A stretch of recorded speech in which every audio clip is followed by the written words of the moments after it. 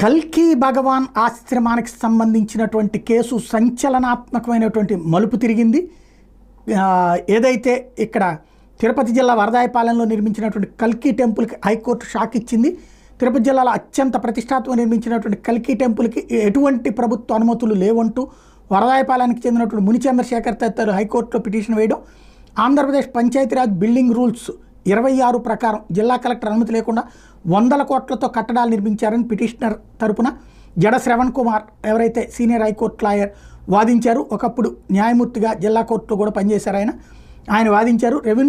Revenue అధికారుల నుండి ఎటువంటి అనుమతులు లేకుండా ప్రమాదకరమైన కట్టడాలు నిర్మించడం చట్టవిరుద్ధం అన్నటువంటి వాదన న్యాయస్థానంలో వినిపించారు. పంచాయతీరాజ్ నిబంధనలకు అనుగుణంగా కూడా ఎలాంటి అనుమతులు తీసుకోకుండా రాజకీయ నాయకుల అండదండలతోనే కట్టడాలు నిర్మించారన్నట్టు వాదన వినిపించారు.